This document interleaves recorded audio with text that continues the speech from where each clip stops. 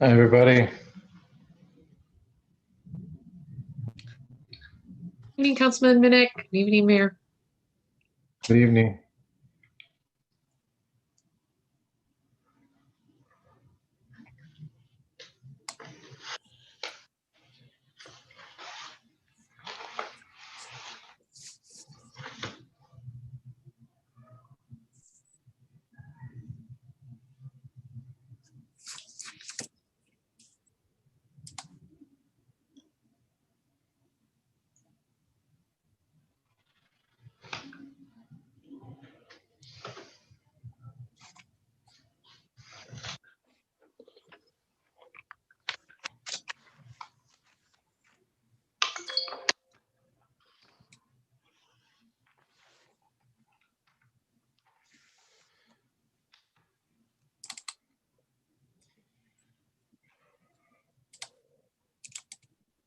Tim, can you hear us?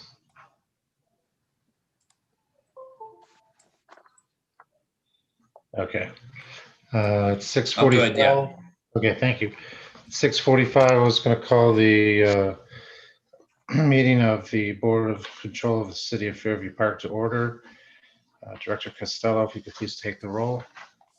Thank you. Councilmember Minnick. Councilman Minnick's muted, but I did see him say here. Director of Law Riley. Here. Director of Finance Single. Here. Mayor Cooney. Here. Mayor K. Costello, that is me. I'm here as well. Okay, thank you. Prior to tonight's meeting, the minutes of the April 19th, 2021 control meeting were distributed. If there are any changes, comments, or additions, please let us know. If not, I would accept the motion to approve as submitted. So made. Director Riley, is there a second? Director Single, thank you. All those in favor? Aye. Aye. Okay, minutes are approved. We have one item on the on the agenda for the Board of Control tonight, and that relates to the confirmation of award for construction assistant firm for the West 210 paving project. Director. Thank you, Mayor Cooney. As mentioned in the April 19th minutes of the Board of Control, on April 5th, we discussed awarding the construction assistant firm that is required by ODOT and the funding that ODOT passes along to the city. So this construction assistance firm will make the inspections, test the product, follow the quantities, make sure the disadvantaged business enterprise goals are met, that the appropriate postings are made, and a lot of the other regulations that I won't even tick off. So in addition, Ordinance 2130 was considered and passed, which repealed a previous ordinance 2019. And that was authorizing the city to enter into this contract with a cost that had been estimated back at the very beginning of the award and was never updated to consider the increases in costs of living. And in addition, we added some requirements to include services to provide to the city in the event that an audit by ODOT is performed. Often in these projects with this kind of dollar amount, an audit can be arranged, and this firm would need to provide a lot of those documents. So that in addition up to the cost. And so prior to the ordinance 2130, there was a request for submissions to through an RFP process, which is a request for proposals. 7 submissions were received. All submissions were ranked and evaluated by 2 consulting engineers, our community planner and myself, and unanimously all evaluators scored DLZ the highest. And so after that evaluation was completed, we requested their service fees that came in a little over $107,000. We met and discussed some of those terms and costs and were able to negotiate this $99,827. And that is for 120 days of construction support with a contractor who is very good, but in my experience has not worked with the ODOT rules, regulations, requirements as often as some of the other paving companies their size. So they'll have DLZ, who are requesting approval for tonight, will have their hands full, and it will be a challenging project, but they're currently working on a project on Center Ridge with the cities of Rocky River and Fairview Park, and they're doing a very, very good job. So this evening, we're asking for confirmation of the award for construction assistance for DLZ in the amount of $99,827 to be paid from the Capital Projects Fund. If there are any questions.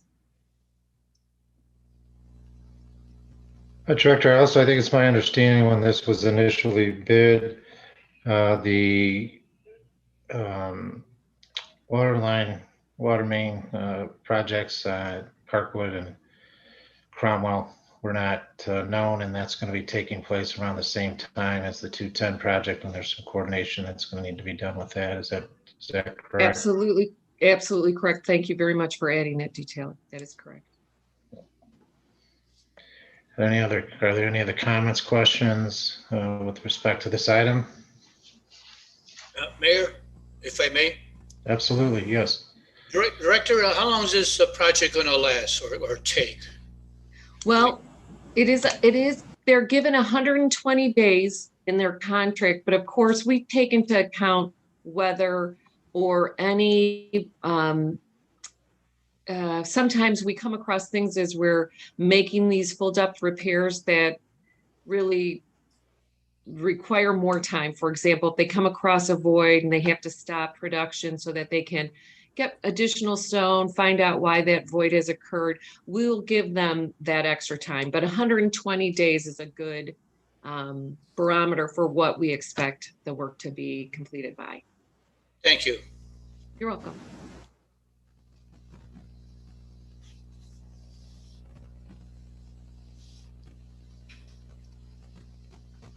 If there's not any another question or.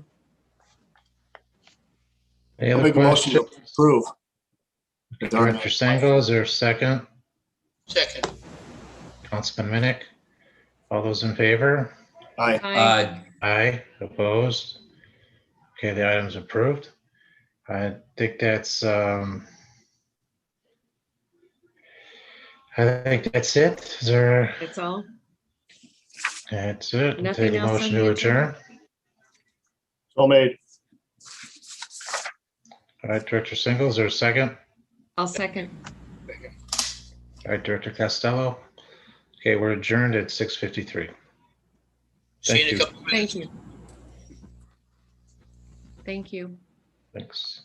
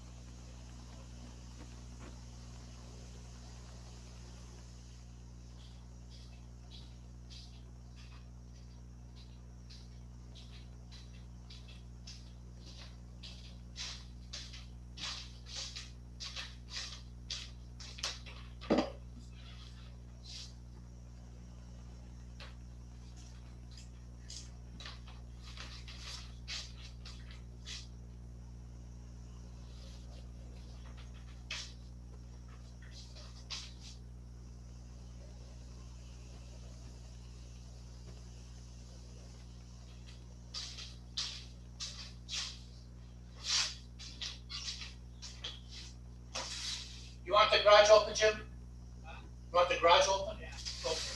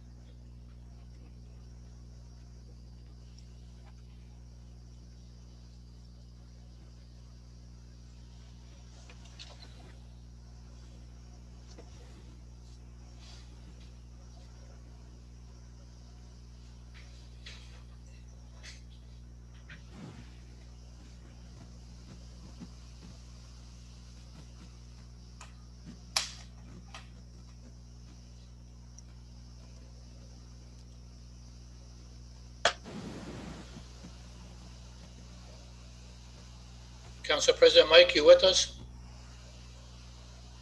I am, Bill. How are you doing? Hello, everyone. Good evening. Evening, everybody. Mayor, Hi, Mayor.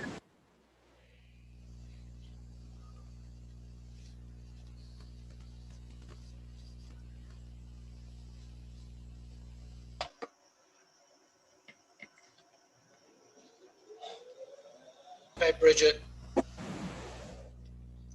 Sue.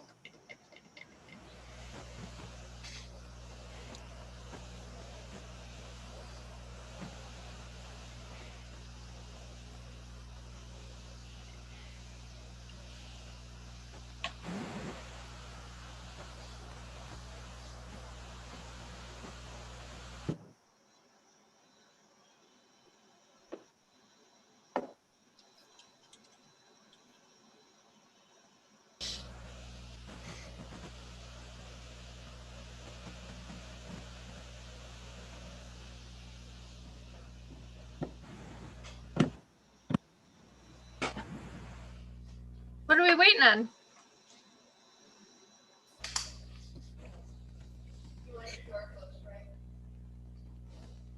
I don't know. Good question, Bridget. Right. If it's okay with Mike, I'm going to call the Environment, Public Works, Planning, Zoning, and Development Committee to order. Got two issues, two ordinances. Ordinance 2121. It's the Bain Park restroom. On Wednesday, the 21st, the Parks and Recreation Commission voted unanimously in favor of providing a recommendation on behalf of the proposed project. There's been some questions that have been asked, and I assume they were answered. And I see there's on section 4 that the $18,000 is only going to be $9,000 now with the 50% from LWCF funding. Director Costello, you want to add anything to this legislation? Well, this legislation is assigning a new fund. It was something that was shifted during our budget process. And so we appreciate council's patience with us as we propose this new legislation to allow us to isolate these funds so that we can use them responsibly.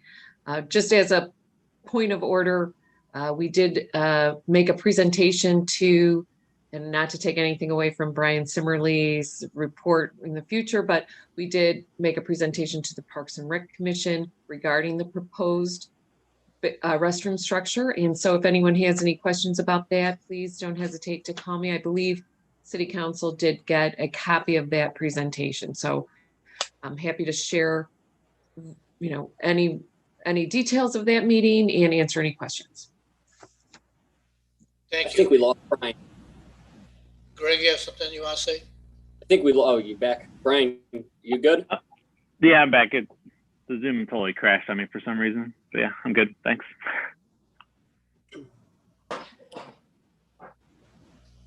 Mary Kay, I'm sorry, Bill, if I may. Sure, Sarah. Mary Kay, I was just wondering, what came up during the Parks and Rec presentation? Was there resident comment? I know there's been some residents making, or I guess asking questions about the location, and I wondered if that was brought up at that committee meeting. Yes, it was. It was discussed through the presentation how we came to reach that location as a really primary location.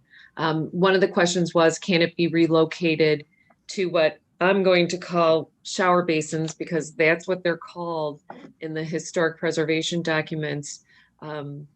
So those old splash pads or fountains. So those are protected in our document, and we cannot remove them without going through a very long process with the Ohio Historic Preservation Office. So in addition, any movement of a location for restroom facilities to the west side of the park would require a new connection for the sanitary and water lines into the road. And that's not feasible in that our budget is very tight, and that would add $75,000 just in those connection costs. The money would not include, that extra funding would not include a walkway to the facility, And it's just not feasible. The reason we can't move it over to the west and make connections on that east side of South Park is because there's a very large culvert under that asphalt walkway that can't be crossed with, a sanitary sewer line. It's just too large. And so as we, one of the other questions was, can we use the existing site? And, we asked our engineers, what would it cost to use the existing site? And, just to step back one step, the sanitary sewers are not working for that bathroom right now. We're not exactly sure why. And to find out, we'd have to jackhammer the floor up to even just find out why they're not working. So in order to rebuild there, we would have to demolish, and our engineers estimated that would cost an additional $40,000 before an asbestos review was made. And so the time that was made, I'm pretty sure that there's asbestos somewhere or in some pieces of material that would have to be abated. So that $40,000 is pretty low and conservative.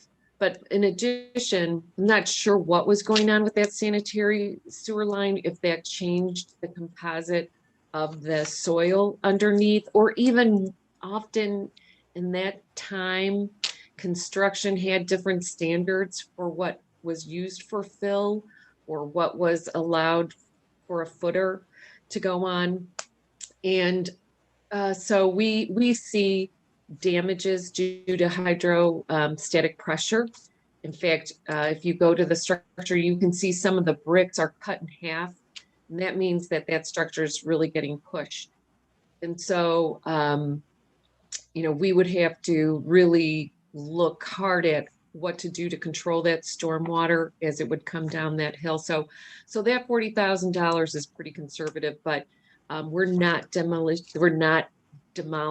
that structure as part of this project. We're going to keep the structure for a limited time. I think with what's going on with the movement, it's not with us for the long term, but I think in the short term, we might find a use for it for storage for future programming or just for future updates or upgrades in that park. So those were some of the things that were brought up in a nutshell. And I know Council Member Berger and Council Member King were also present if they wanted to add any other thoughts that came up. But it seemed at the end of our question and answer and our presentation that most everyone understood the necessity of bringing the facility to its current location, and it did pass unanimously as part of their process. So I hope that answers that question. It was a short question and a long answer. Thank you. It does. I appreciate it. Good. Councilman Minnick, if I might. Sure, Maureen, go ahead. Mary Kay, I know about a week and a half ago, I was with the mayor and Greg Berger, and we went to the site and it was staked out in a certain location. If either you, the mayor, or Greg can confirm, is it staying in that location or was that altered at all? So that is the general location. What we can do, we can make small incremental adjustments. In fact, sometimes when they begin to dig, they can come up against, a buried boulder, and we have to adjust the location ever so slightly, in a matter of feet, not many feet, not, 10 to 12 feet, but, in small increments, it can be adjusted. So those stakes, those 4 stakes with the pink ribbons, they're a general idea of the general location. What we'd like to do is stay at least, if we can, 10 feet away from that culvert. We'd like to have a construction easement between, it's informal easement where we have some room for future work if ever necessary. And, when we're digging our footers to just kind of protect that culvert. But other than that, in the actual hill, it's more expensive to, build into the hill. We want to leave some space around the hill to manage that stormwater, have a little slight swale, so we don't see that same damage that the current facility is experiencing. And so part of the future is obviously landscaping, leaving some space between the swale, the facility, the hillside for some nice landscaping on the top of the hill and some trees to provide some shade. We're pulling it out of the woods, which kept, it nice and cool. But that's not going to be the case. So we'd like to actually add some trees as well on the side that's, between the facility and Eaton. And the Sled Hill issue then was resolved as well in the discussion with the.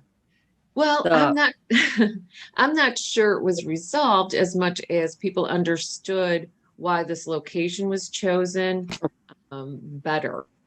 And, Okay. we feel that there's, it's not taking away that type of recreational activity. So that while this is an adjustment, we think that the landscaping will help sledders avoid this structure.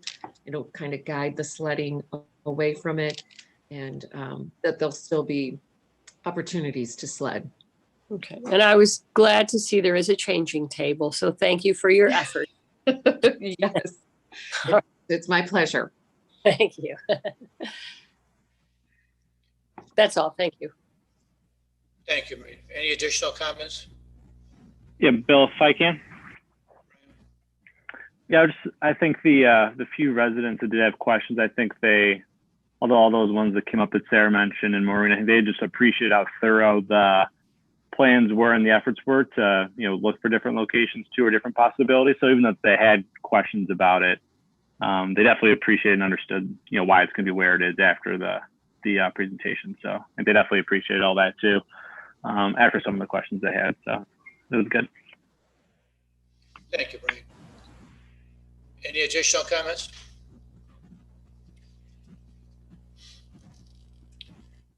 Okay, I move that it be placed on third reading and up for passage. Mike? Yes. Brian? Yes. Myself, yes. Maureen? Yes. Sarah? Yes. Bridget? Yes. Greg? Yes. Thank you. Ordinance 2127.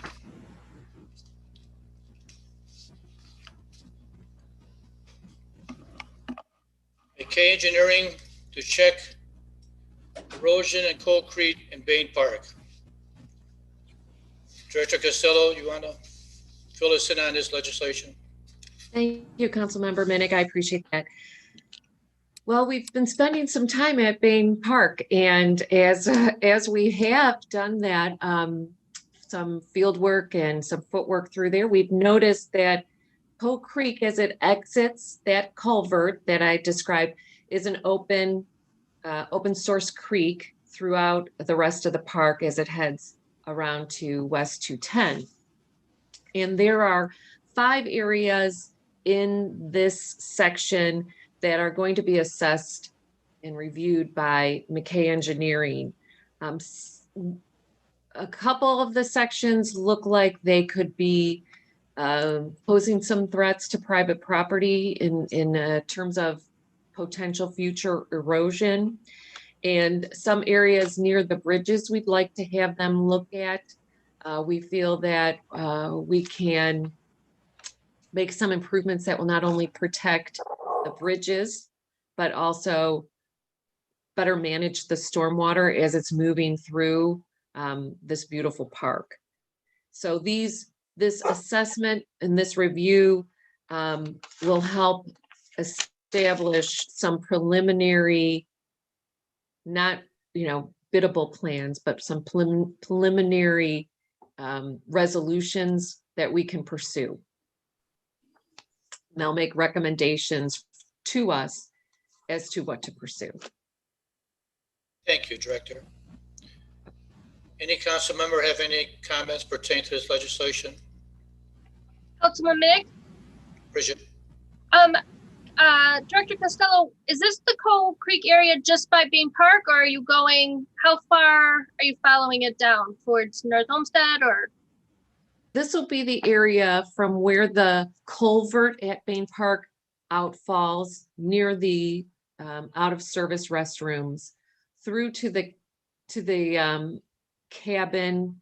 There had been some previous erosion control measures, so it won't include that area. So just that section of that wooded walkway section. Okay, thank you. I have a comment. Greg? This also did come up in the rec commission meeting in discussion with the restroom as well. And so some of the residents that were there live nearby the park, and they appreciated the attention Bain Park's getting. So I think it'll be well received. Thank you. Any additional comments? Councilman Minnick? Sarah? Thank you. Director Costello, I had 4, you already answered 1, so yay.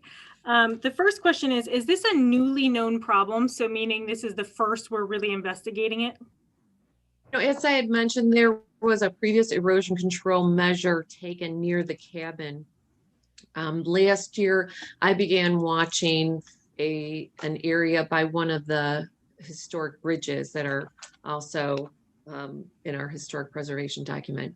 And it's, it wasn't an isolated incident.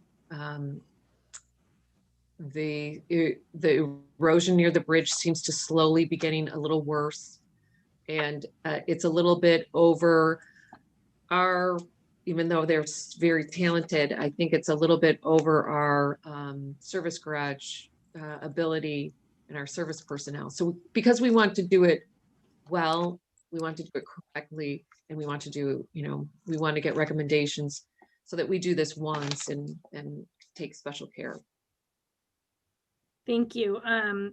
Why are we paying for this from the sewer fund? Well, as I mentioned, Coal Creek is our main source of stormwater management, not only for the park, but as Councilmember King mentioned, we're taking in stormwater from other parts of our city and our adjacent city. Being able to manage this stormwater properly is important to not just the private properties adjacent to this creek, but to everyone that's south and west of this creek. We want to make sure that what we do doesn't impede the stormwater controls, that this creek offers. Okay, and one last question. Was this included in the budget that we just passed, or is this something that we're going to have to be moving projects around to prioritize this particular project? This project wasn't discussed at the budget hearings, but there was room in the budget for this. This was something that was, because we're keeping an eye on it and we weren't completely certain that it was something that was going to continue to develop into a need.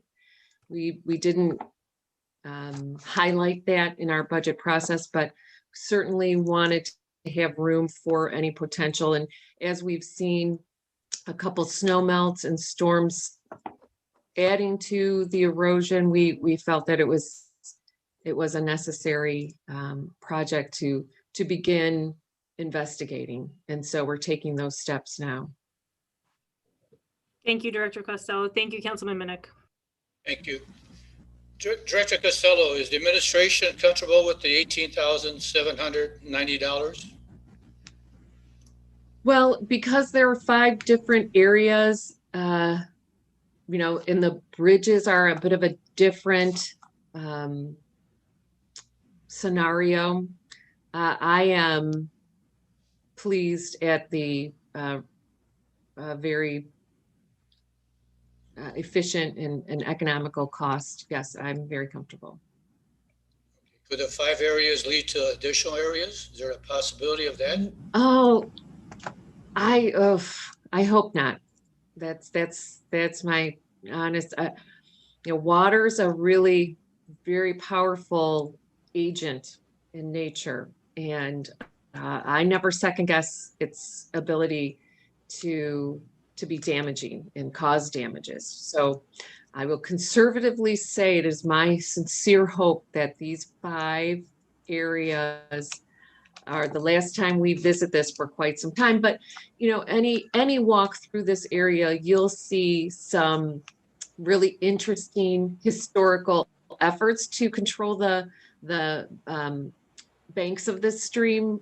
There's some beautiful rocks that were placed with very loving care, and it had to be such a big project. I often look at it and think that, that's hard work. So, this has been going on in different forms over the years. I can't say this will be the last time we ever visit this or address this, but I hope that it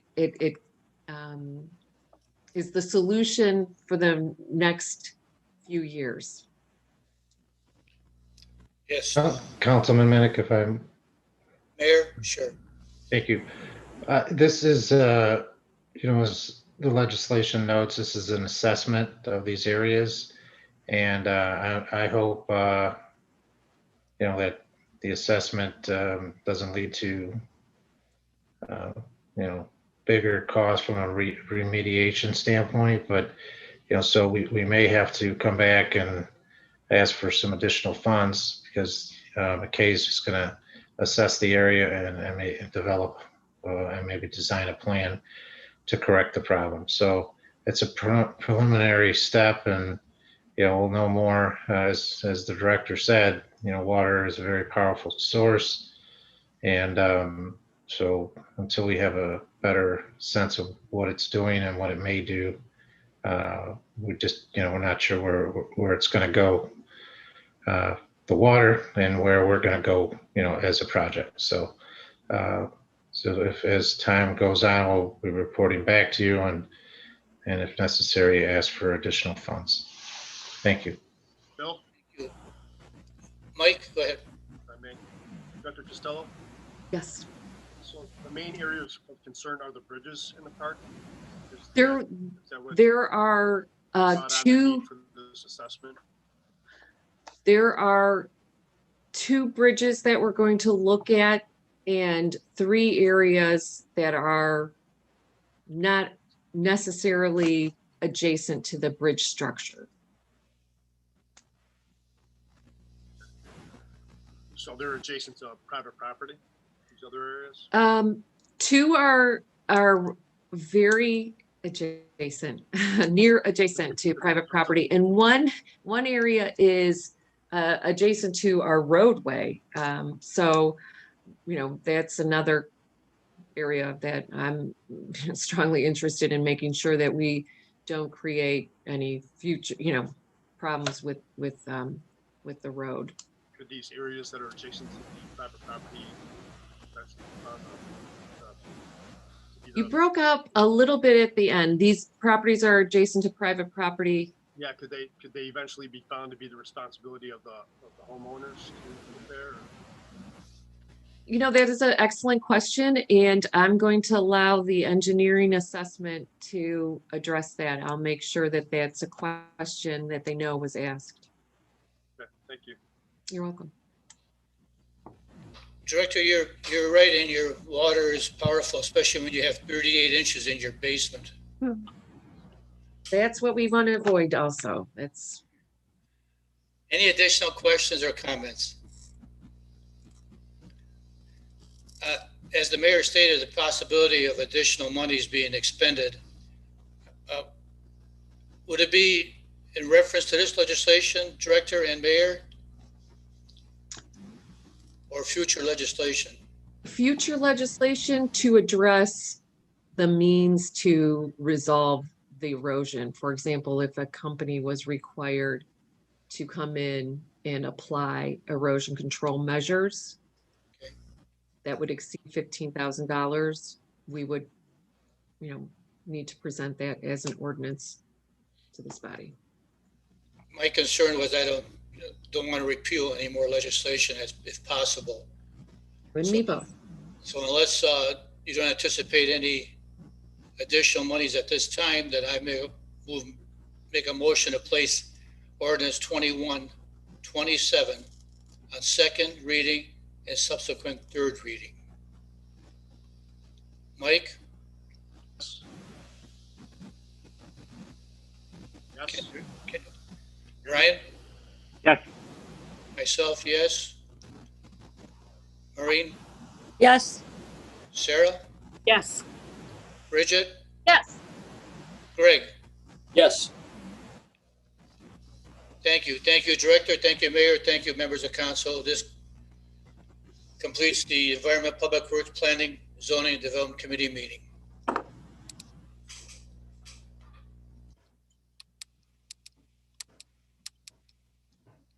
Thanks, Bill. All right, local government and community services will begin at 7:27 p.m. We have one ordinance to entertain this evening, and that's ordinance 1950, which is enacting chapter 704 housing protections for domestic violence victims and affected landlords. And I guess this is kind of a delicate one. We have not considered this legislation for approximately a year and a half. It has come up with a brand new council. So what I would like to do this evening is talk about the spirit of what this is supposed to accomplish, and then talk about how we're going to move forward. So the spirit of this particular piece of legislation is to give people who are victims of domestic violence, which tend to be the elderly, tend to be children, and tend to be they tend to be elderly and children generally. So ultimately, this is further revision of our housing code, which, if you remember, we did a little bit earlier in the year with the rental agreement as well. I think it makes sense to consider having this kind of legislation. However, being that we have not considered it and it was considered under a previous council, I would like to recommend that we take this legislation off of committee and retire it, and then have Mike add back protections for domestic violence victims to committee so that we can consider this from scratch with this brand new council and make sure that we are passing a law that makes sense for our residents, for our landlords, and protects the most vulnerable here in the committee or in the community. So that being said, I'd like to open it up for comments or thoughts on this process. Do you have any idea what caused the delay in it or what caused it to stop for a year and a half? Well, it was in the process of being worked on right around the end of the last council's term. And there were a lot of red lines going through and lots of amendments and discussion. And the council term ended prior to this being passed on third. And then I guess it didn't get brought back up, and then the pandemic, and then it didn't get brought back up. And long story short, I think it's very valid, but there's been enough of a pause on it that I think we should regroup, do a little bit of research, and make sure that what we're presenting is the right protection. Oh, I see what you mean. I see the first reading was on 10/21/19. The second reading was on 11/4. And then it wasn't addressed in the December meeting, is what I would assume from that. Was that accurate? Correct. Yep, it was still undergoing amendments, and it was not passed under the council that was deciding it. And I believe under our council rules, it is considered a, I guess, canceled ordinance just based on the fact that it has not been considered within a year. So, like I said, I think it's very important and something we need to consider, but we need to do it the right way. Councilwoman Waring? Yes, please. Yeah, thank you. I appreciate you doing this, obviously taking the best approach, and also for those of us that weren't present in the early days of the discussion of this, it's a wise move and a considerate move to make sure that that we all have a complete understanding of this ordinance. So thanks for taking action on this. Sure. Any other comments? No, otherwise, I think you came up with a good plan. I'm interested in it, and I think if we could get some we could get a good piece of legislation between everyone we have on here. So I like it. Okay, so then I'm going to make a motion to remove this from committee, and then I think I have to make that motion during a legislative meeting as well, correct? Yep. Okay, so I'm going to make a motion to remove this from committee. Greg? Oh, I'm going backwards around the table. Well, let's do it. Greg? Mike? Bill? Yes. Brian? Yes. Maureen? Yes. Sarah, yes. Bridget? Yes. That was a real squiggly line of voting, but we got you all. Keep us on our toes, Sarah. Okay. All right. Well, then I'm going to end local government and community services at 7:32 p.m. Perfect, thank you. So now the Finance Committee will begin at 7:32 p.m. We have two ordinances to discuss. Both were on first read last week. Ordinance 2128, authorizing expenditures for pavement marking services. Director Costello, do you want to speak to this one? Yes, thank you very much. Annually, our street technician, our sign and signal technician, it requests funding for street markings. And this these crews and the technology and equipment that they use is something that we cannot provide him. And so we have requested authorization to expend funds for these crews to work on the main streets and secondary streets that are very busy. One company is going to be working on the intersections with stop bars and channels for lane turning. And another company is going to be working on the long lines, the center lines and edge lines. So those two vendors are TrackTech and AeroMark. You know, this business of road marking is dangerous. I am personally aware of people that have been lost to these. So there's not a lot of players in the field. It's expensive, labor intensive, and the equipment's expensive. So not a lot of players, not a lot of quotes. In fact, last year we used Midwest, and this year they're no longer a company that provides this type of service. So we'll see TrackTech working on those intersections, channelized lane marking, stop bars, crosswalks, and AeroMark repainting the center lines and edge lines. The streets that will be addressed are Lorraine, Park, Westwood, Story, Wooster, West 220, and West 210 south of Lorraine. Mastic's in pretty good shape, so I don't think there's much to do on that street at this time. Thank you. Does anyone have any questions? Councilwoman King? Yes. Yes, of course, being at the senior center, you get the seniors come up to you and saying, geez, it's raining and I can't see the paint, the lines in the street.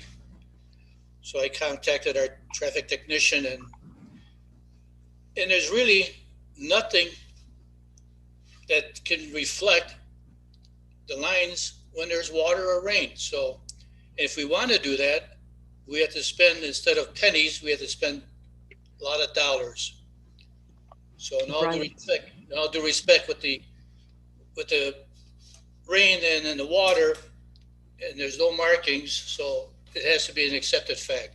Thank you. Thank you. That's a great observation. And as we're making new paving projects, we're going to be using, for example, on West 210, thermoplastic markings, but those are actually milled into the pavement. Otherwise, the plows can peel them off, which is why, you know, it is much more expensive. But in the context of a construction project, it makes a lot more sense. So we'll be using the thermoplastic. I think people will see the reflectivity being much higher. You know, there's physics involved with the rain hitting these lane markings, but because our and you are so generous to allow us to, because we stay up to date with them and we renew them each year, they're in much better condition for that extra maintenance. So we really appreciate the consideration. Thank you. We are requesting passage of this in 2 legislative readings, just so we can get in the queue for these companies before that crush at the end of the season when they're trying to get all the construction work done. So I really appreciate that consideration as well. Thank you. Councilwoman King, if I may. Yes. Thank you. Director Costello, I'm about to beat a dead horse, I think, right here, but I want to echo what Councilman Minnick said, in that when it is raining, he mentioned the seniors can't see. I have much younger eyes and I also cannot see. And I do understand there are some limitations here, which you've laid out for us in terms of what the more expensive option would be, which probably doesn't make sense at this time. But I have a couple of questions for you, and I will tell you it's timely because I received, and I will scan a copy of this for all of you guys, a letter from someone in my ward, a junior at Fairview High School, Paige Anders, who mentioned that she had been in Arizona last year and they have reflective paint, or perhaps it's the thermoplast that you're talking about. And she suggested that's something that we should consider here in the city. So perfect timing for her to reach out on that. And I'd like to make sure that I give her a well-crafted answer to why we're doing what we're doing. So my question becomes, number one, are we doing things like putting glass beads into the paint so that they are reflective in normal situations? That is my understanding, that there's reflective properties that are added to the paint, but that when it rains, the physics of the rain distorting the headlights, bouncing off, this is as high of level as I can get, is the problem. It's the product works fine as long as the rain droplets don't interfere with those additives that are the reflective part. The thermoplastic is a different dynamic that rain doesn't interact with as much. And please assure our constituent that as we pave major streets, we will be using these thermoplastic products. It's just not economical to install it throughout all of our mains and secondaries in 1 year. So hopefully we'll see this progression as we see our streets getting new pavement. Thank you. And one last thing on this, Lorraine Road is obviously our biggest challenge because it does weave around, right? So it's important to know where those lanes are. Last I heard, I believe Lorraine Road is up for construction 2023, or now that I've said it, 2028, I'm not sure, right? Once you say it out loud, it becomes a problem. Do you know when that is scheduled for right now, tentatively, and whether or not we'd expect that type of marking on Lorraine Road once it's redone? So Brook Park is scheduled for 2023 for paving. Lorraine Road, I haven't been advised that that's been moved up, and that is one of our goals for this year, is to reach out to our MPO, our partner, NOACA, to work with them on moving up the Lorraine Road paving. We see there are, as you travel, some sections that are sinking, right? There's a section heaving at West 217 at that intersection near the shopping plaza. There's other sections that have had multiple water holes that, once those go in and there's multiple repairs, it starts to affect the long-term quality of the street. So there are a number of reasons. There was an excellent Transportation for Livable Communities initiative study that was completed that did recommend straightening those lanes of travel. And so you'll be seeing some legislation in the very near future talking about a grant application that will include that as part of our efforts to get not only signalization improvements to keep traffic moving and reduce congestion in our business district, but also to look at remarking it correctly. And that's why we would like to have NOACA assist us with moving up that paving, because that all makes sense in terms of changing some attributes of that roadway to make improvements for pedestrians. You've seen in the Lorraine Road streetscape where some bump outs were created and some planting areas were installed.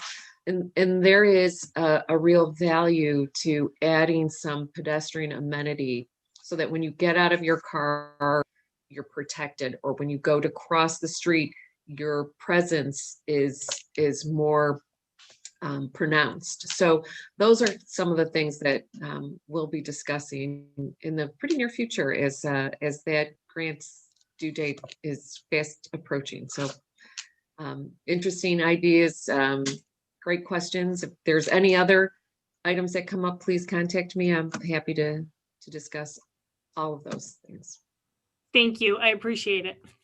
Thank you.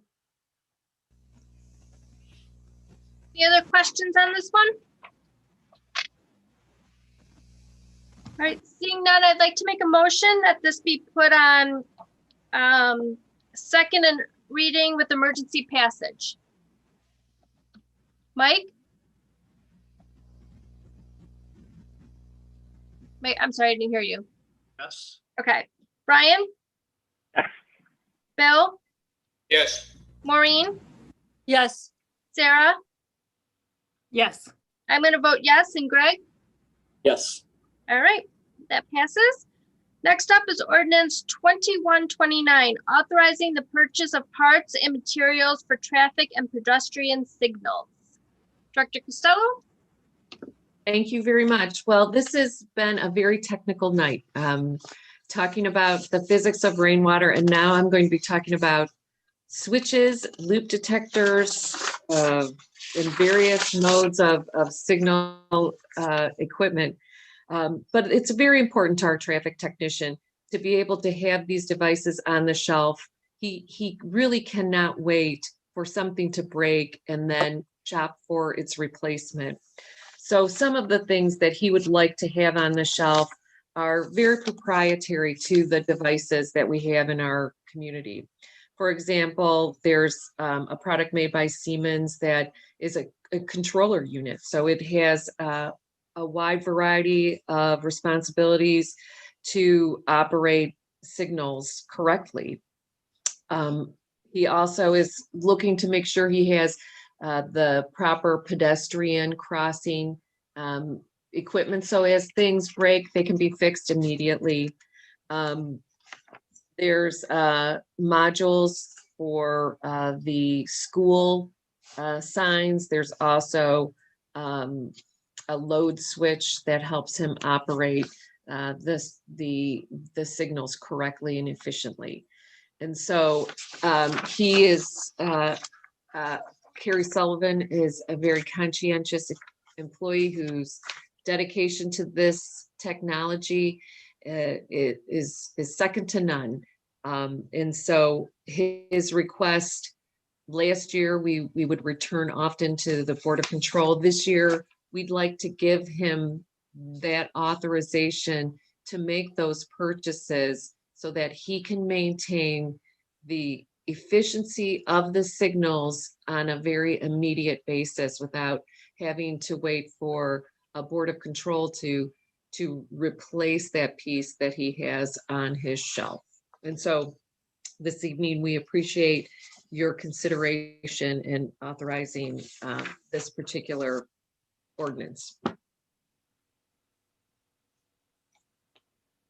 Great, thank you. Does anyone have any questions on this? Councilwoman King? Yes. Director, is $20,000 sufficient with the cost of the signals and the loops and et cetera? Well, the items that he has quoted just to manage what he would like to buy to update what he needs on his shelving for emergency is $10,500. So he would be halfway there just from what he knew in February that he would like to purchase. And so we felt that it made sense to ask for the additional funding for the second half of the year to be in place. That doesn't mean, and he understands, that doesn't mean that that is spent.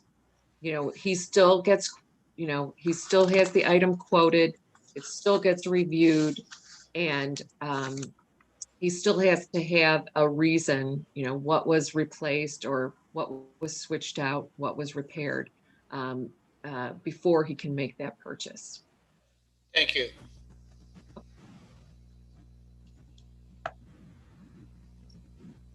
Perfect. Any other questions? All right, seeing none, I'd like to make a motion to have this ordinance placed on second and subsequent third read. Mike, Yes. Brian, Yes. Bill, Yes. Maureen, Yes. Sarah, Yes. I'm going to vote yes, and Greg? Yes. Perfect. Motion passes, and that completes Finance Committee at 7:47 p.m.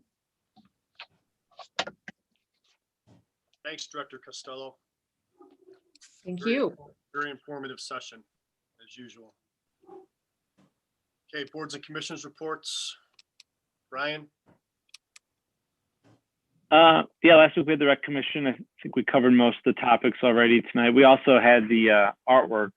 We voted on the artwork that Councilman King's been working on with the school for Vulcan Park. So there's two nice pieces they presented to us for that as well. And those were approved 5-0 as well. So we'll start to work on those for the park here shortly too. So, and that's it. Nothing else. Thank you. Bill, anything for boards? and Yes, thank you. The Board of Control met at 6:45 to discuss the construction on West 210, the paving project. DLZ was scored the highest, and there was a motion to pay DLZ $99,827 from the Capital Project Fund. That's all I have. Thank you, Mike. Thanks, Bill. Maureen? Nothing to report, Mike. Thank you. Thank you. Sarah? Thank you, Council President. I do have one thing to report this evening. I sent you all an email last week that the City of Fairview Park School District has hired a brand new superintendent, Mr. Keith Ahern, who's coming to us from North Ridgeville City Schools. And the school is hosting an open house to meet with both our new superintendent and also the new treasurer, Rob Showalter. It's going to be Tuesday, May 4th at 6:30 p.m. in the Fairview High School courtyard. So you'll want to enter through the front doors of the high school. And that's all I have. Bridget? Nothing, thank you. Greg? Nothing. Thank you. Thank you. Brian, do you have anything for roundtable? No, not tonight. Thanks. No? Nothing, Mike. Maureen? Well, I just want to once again thank both Mary Kay and Monica for their very extensive report that they shared with regard to the Bain bathroom project. You know, it took a lot of time and preparation, and they seem to address virtually any question someone might ask as far as all the thought, plan, and planning that went into it. So thank you for that. I also did want to ask, I know that Coffinberry neighborhood in the summertime has food trucks that come up weekly. Is it, Brian? Is it weekly or monthly? Yeah, it's gotten to be almost every week now. Okay, I didn't know is there a procedure that must be followed by neighborhoods if they want to have a food truck come? Do they have to contact someone in the city? Council President, can I answer that? Mayor Cooney, go right ahead. Thank you. So you're not allowed to have a food truck on the city street. But if you have a food truck on a private property, it's like having a party. There's no need to contact the city. Okay, it just has to pull in someone's driveway then? That's correct. Okay, thank you. And then lastly, I want to thank the Fairview Park Garden Club for all their efforts, most especially their most recent fundraising efforts and having a raffle that I was happy to be one of the winners of their prize money. So thank you for the Fairview Park Garden Club for all you do for our city and for, again, going the extra mile to raise funds and make our city that much more beautiful. And that concludes my my report. Thank you. Maureen? Sarah? Nothing this evening, thank you. Bridget? Yes, I'm gonna try and share screen here. Oh, I can't. All right. Well, I just wanted to let everyone know I've been working on a project and I will send emails to everyone so they can see the artwork. I worked with Mayor Cooney, with Monica, with Walt, and with Ryan Graff, the high school, one of the high school art teachers. And this is an effort to get some public art into the city. And we have decided on 2 different pieces that are going to be in Vulcan Park by the bike racks by fields, I think it's 2 and 3 between there. One, I'll send them, the pictures are really wonderful. One is like a juice box that's using the bike rack as the straw. And the other one, it looks like there's a hole in the concrete with a duck in it. So the students designed it. The students will be painting it in May. We are getting a donation of the paint. And if this goes well, we could see if we could put some public art in other areas in the city. So this is kind of our kickoff to see how it goes for the students as well as the city. So I'll email you the pictures so you can see it. And I'm just excited about the project. So I wanted to let everyone know that we should be starting it, weather permitting, in May. It should probably just take 1 school day, but possibly a second, seeing how the kids work. So, and that's all. Thank you. Richard, they have a full-time job at Vulcan Park. All right. Thank you. Right. I would just say that I have seen the graphics that they're going to be painting, and they do look great. I think they're definitely going to enhance the part. So great work with that. And then also just would like to extend appreciation to Mary Kay, Monica, and the city engineer for all the work on the bathroom. I did have some follow-up conversations with some residents after the meeting, and they said that they felt well informed. I think they came in with a lot of questions. A lot of questions were answered. So I appreciate the thoroughness pertaining to that. The only question I have tonight is relates to the Stanford Woodstock sewer project. I know a number of residents wrote in letters and the grant was getting worked on. Has there been any update pertaining to that? Not yet. Not that I've heard, unless the mayor is. No, I have not heard anything either. So I think they're scoring those, and I'm not sure if it's going to be done in stages or not. If you're not scored high enough, you won't make it to the next round, and then you'll be informed, or if they're just going to inform everybody at the same time. So as we hear things, we'll definitely share it with everybody. Okay, well, I appreciate that, and definitely keep us looped in because everyone that lives over there is definitely very excited about it, at least the potential opportunity. So that's all. Thank you. Time to talk about erosion tonight at Bain Park. And I know we've addressed erosion on Lorraine Avenue. The state has over the past few years with the shoring that was done, the bin walls that was done on Lorraine. 210 in Mastic. I mean, a decade ago, this was starting to slide into the Metro Park. Have we looked at this recently? It's That's a county bridge and the Metro Parks are involved, but I mean, that was bad a decade ago. There's an extremely old stone hewn structure that's part of that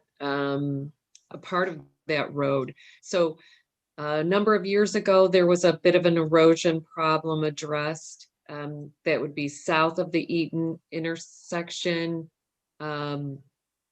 But there has been no, while the county was out working in 2019 on the road, there was no information that was imparted to us that 210 status had changed with them. Of course, that is something that I'd be happy to check in with them. I'm also going to talk to them about this older, like, support structure that's right across from Eaton, and make sure that we keep our eye on it. In fact, we were just with the county engineer that designed the Hill project. He was advising us on some stormwater measures, I guess measures to take. You may have noticed that there's some runoff at the high end and the low end of Mastic Road Hill. Metro Parks is going to be helping us with the runoff that we see at the low end.